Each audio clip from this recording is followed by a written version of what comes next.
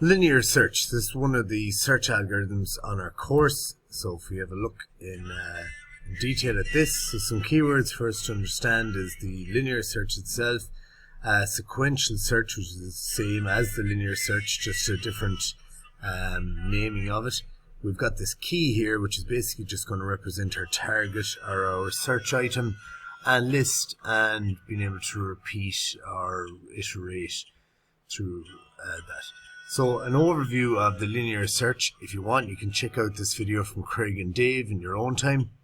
So what is a linear search? Linear search is a method of finding elements within a list. It is also called a sequential search. It is the simplest searching algorithm because it searches the desired element in a sequential manner. The key thing to understand here is that it compares each and every element with the value that we're searching for. So let's have a look here at a list we've set up visually. So let's say we've got the numbers 1, 3, 5, 4, 7, 9, and of course they would be index values 0, 1, 2, 3, 4, 5. And so what we've got going on here is we're looking for the number 7 in this particular list. So is it in there?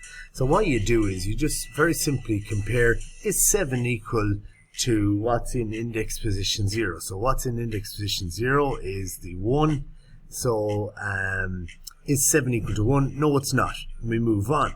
And this is what we say by sequential search. We're moving on one by one here, trying to find out if it matches that particular element. So again, is 7 equal to 3? No, it's not. We move on. Is 7 equal to 5? No, it's not. We move on. Is 7 equal to 4? No, it's not. And then we move on to the next one. Is 7 equal to 7? Yes, it is. And we would some way kind of notify that we found the element. We'll either return or whatever. We'll see that in a moment. But you can see that 7 is in this list. And that's how it works. It works sequentially from left to right, where it compares each and every element with the value that we're searching for. And that's the background to the linear search. See you in the next video for more in-depth analysis.